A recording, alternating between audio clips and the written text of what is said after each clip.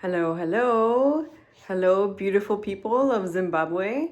My name is Sylvia, darling. Greetings from my 2-year-old son's playroom.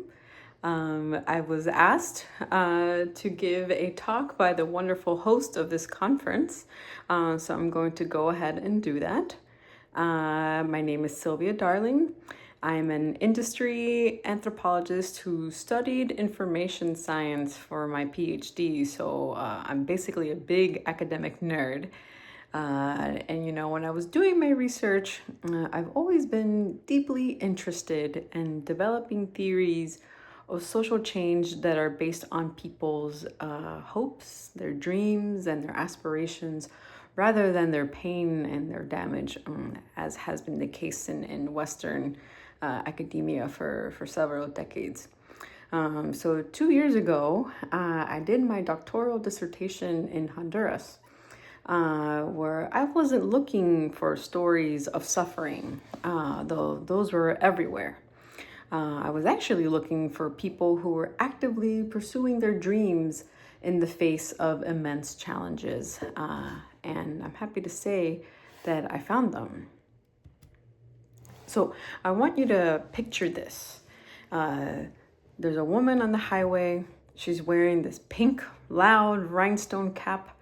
And she's there in Honduras, and she's stopping at these vendor stalls that line the road. And she's exchanging a few words here and a few words there, a knowing glance, here and there. And to an outsider, she might just look like she's just chatting. But with this woman, and her name is Luz, what she's actually doing is she is gathering intelligence, grassroots intelligence. So she's tracking which migrants are passing through town, because Honduras is a country that has a lot of migration coming out and transiting through the country. So she's documenting who is leaving the country, what families are struggling, and what economic pressures are building. And it bears mentioning that she's doing all of this from her command center, which is her vendor stall. So let me give you some more context. Honduras is a country where over 60% of people live in poverty, where 2/3 of all workers are in the informal economy, and where institutions often fail their people. And it actually shares some striking parallels with Zimbabwe, where 85% of the workforce, as I understand, is also in the informal sector, which is one of the highest rates in the world. And both countries face similar challenges of hyperinflation, political instability, institutional weakness, and high debt burdens that limit access to resources.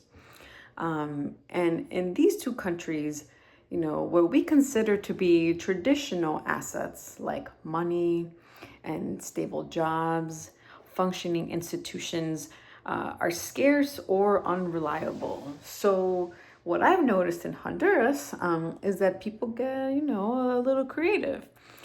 They turn to what they can access, and it turns out that what they can access is information. So let's go back to this woman, Luz. She's actually the president of a street vendor association in her hometown.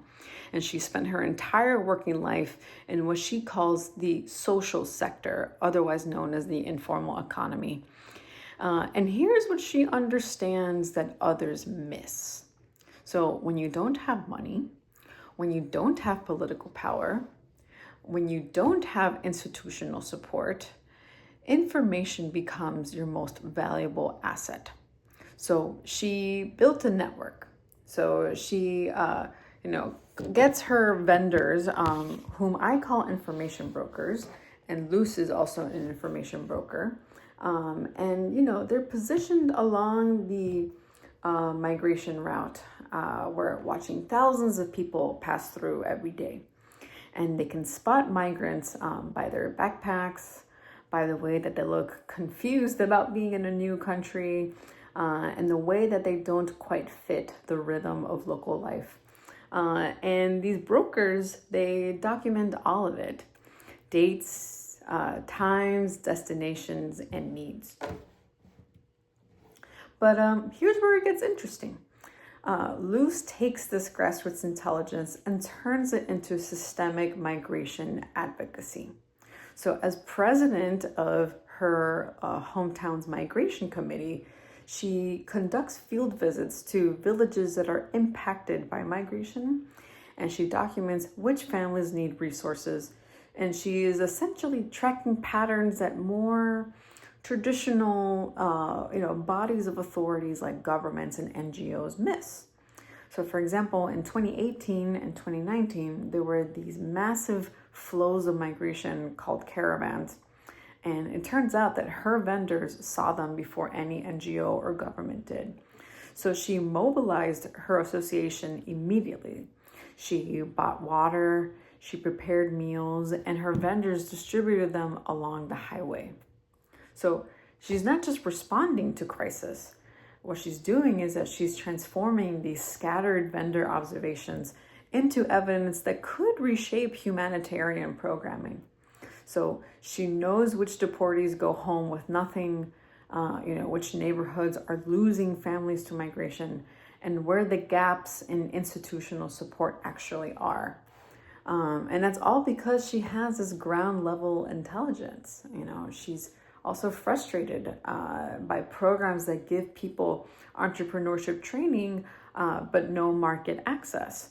So what she calls giving someone a plate, but not the food. So her aspiration, her hope, and her dream is to build a country worth staying for, where migration becomes a choice instead of a desperate necessity. So I call what Luce and these other special people in Honduras do information brokering. And that is something that could be applied in any context in which uncertainty and high stakes dominate the environment. So I call it gathering, evaluating, synthesizing, and sharing information to turn your aspirations into reality, especially when nothing else is working against you. And this is what I want you to take away. So in these environments where traditional resources are scarce, where money is tight, where institutions fail you, and where political stability feels distant, information is an asset that can appreciate and increase in value. So let's go back to this woman of Luce, She faces the same crushing economic pressures that drive her neighbors to migrate or worse, but she refuses to be passive. So she recognizes that information was something that she could access, that she could cultivate, and that she could transform into possibility. And I believe that you also have access to information that others overlook. You're positioned at intersections of communities, of knowledge streams, and of different worlds. The question is, will you recognize information as the asset that it is?